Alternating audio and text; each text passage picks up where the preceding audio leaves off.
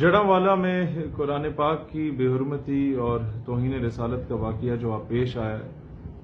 یقیناً ہر مسلمان کا دل اس پہ رنجیدہ ہے اور تکلیف ہے۔ اس کی مذمت میں سمجھتا ہوں، یہ الفاظ چھوٹے ہیں مذمت والے، مرمت کی ضرورت ہے جو بھی شخص اس میں ملوث ہے۔ لیکن مجھے دو تین چیزیں میں آپ کے سامنے رکھنا چاہتا ہوں، یہ غور سے سنیے گا، اور میری بات اہمیت کے حامل اس لیے ہے کہ گستاخانہ خاکوں کے خلاف چاہے فرانس میں شائع ہوں یا ہالینڈ میں شائع ہوں، جو پہلے احتجاج جب بھی ہوئے ہیں اور OIC اور UN میں جب بھی ریزولوشنز پاکستان کی جانب سے پیش کی گئیں اور اسلاموفوبیا کی جانب کے اگینسٹ پیش کی گئیں، اسلام کے خلاف سازشوں کے اگینسٹ پیش کی گئیں، تو اس کے پیچھے ہمارے دھرنے ہوتے تھے پاکستان نظریاتی پارٹی کے، اور پاکستان نظریاتی پارٹی سے پہلے اسٹیٹ یوتھ پارلیمنٹ کا جو پلیٹ فارم ہم لیڈ کر رہے تھے اس سے ہوتے تھے۔ دیکھیں، نمبر 1 یہ کہ اگر آپ کسی پہ کفر کا فتویٰ یا کیا کہتے ہیں، اکثر ائمہ کرام سے ہم نے سنا ہے، اگر یہ بات غلط ہے تو آپ تصحیح بھی کر لیجئے گا، کہ اگر آپ گستاخی کا فتویٰ یا اگر آپ کفر کا فتویٰ کسی پہ مفت میں داغ دیتے ہیں اور وہ ثابت نہیں ہوتا تو وہ الٹ آپ کے اوپر آ جاتا ہے۔ نمبر 2 یہ کہ جو جڑاوالا میں معاملہ پیش آیا ہے، جو پکچرز لگائی جا رہی ہیں کہ جناب ایک بندے نے ایک تحریر لکھی ہے گستاخانہ، اس کے اوپر اپنی پکچر بھی لگا دی ہے، میں نے آج تک کبھی تاریخ میں ایسا کام نہیں دیکھا، نمبر 1۔ نمبر 2، اس نے اپنا موبائل نمبر بھی دیا ہوا ہے۔ اب دو چیزیں سامنے آ رہی ہیں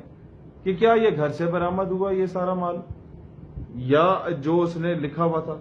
یا یہ باہر گلی میں پڑا ہوا تھا۔ یہ دو چیزیں سامنے آ رہی ہیں۔ اگر گلی میں پڑا ہوا تھا تو کون ایسا بیوقوف ہے جو اپنا نمبر لکھتا، سمجھ آنے والی بات ہے۔ اور اگر گھر سے برآمد ہوئے تو باہر والوں کو کس طرح پتہ چلا کہ گھر میں یہ چیزیں موجود ہیں؟ لیٹس سے اب بھی میں سمجھتا ہوں ہر قسم کا شک دور ہو سکتا ہے۔ وہ جو مواد برآمد ہوا ہے اور قرآن پاک کے نسخے برآمد ہوئے ہیں جس پہ بے حرمتی کی گئی ہے، صرف اس کے میں سمجھتا ہوں کہ اگر آپ لے لیں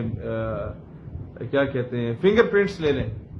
آپ کو اندازہ ہو جائے گا کہ کون بندہ اس میں انوالو تھا۔ کیا یہ کسی سازش کے تحت مسلمانوں اور عیسائیوں کو لڑوا کے پاکستان کے امیج خراب کرنے کی بات کی گئی، یا کیا یہ واقعی اس شخص نے کیا جس پر الزام عائد ہے، یا کیا یہ اس شخص کو کسی جال میں پھنسانے کے لیے، نفرت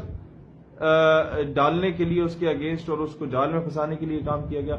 چوتھا ثبوت آپ کو وہاں سے ملے کہ جب تصویر بنائی جا رہی تھی تو 2-3 ایسی تصویریں انٹرنیٹ پہ گردش کر رہی ہیں جس میں بیک گراؤنڈ میں ایک چھوٹا سا بچہ سویا ہوا ہے۔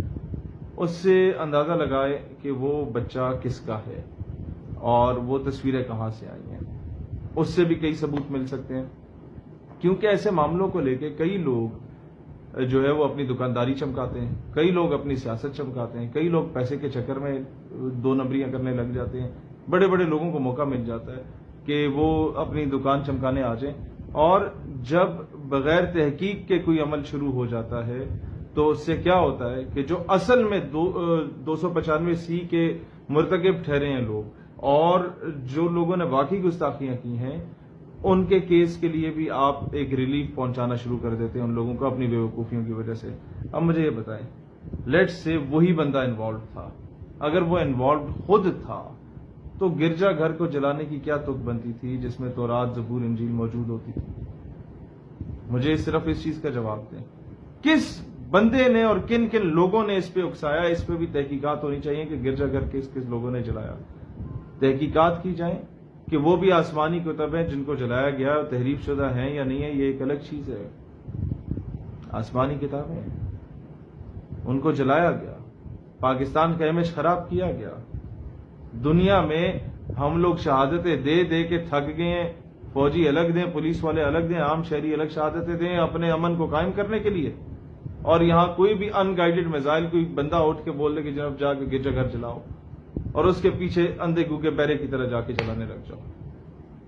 یہ چیزیں بہت قابل غور ہیں کہ کون کون لوگ اس سازش میں شامل ہیں، اور اگر کوئی واقعی اس کا مرتکب ہے جس نے گستاخی کی، گستاخی تو ڈیفینیٹلی ہوئی ہے، کس نے کی ہے، اور اگر اس کے پیچھے کوئی سرکاری افسر ملوث ہے اس کو سپورٹ کرنے میں، اس پہ بھی تحقیقات ہونی چاہیے۔ یہ چند گزارشات تھیں، اور آخری چیز جو میں اپنے مسلمان بھائیوں سے کہتا ہوں کہ اگلے 3-4 روز تک کوشش کریں کہ پاکستان میں جتنے بھی گرجا گھر ہیں اس کا خیال خود رکھیں، کسی کو اس پہ اٹیک نہ کرنے دیں، کیونکہ ایک بہت بڑی سازش کے ذریعے بیرونی قوتیں ایک پاکستان کا امیج ٹارنش کرنے کے لیے اس طرح کا کام کروانا چاہتی ہیں، اور کئی لوگ اپنی دکانداری اپنی سیاست چمکانے کے لیے اس طرح کی حرکتیں ضرور کریں گے۔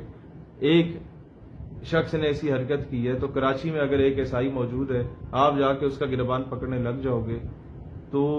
یہ کہیں پر بھی اسلام نے اس کا درس نہیں دیا۔ یہ باتیں ساری میں اس لیے کر رہا ہوں کہ ہم ایک اسلامی فلاحی ریاست سے تعلق رکھتے ہیں جس کا نام اسلامی جمہوریہ پاکستان ہے، اور پاکستان کے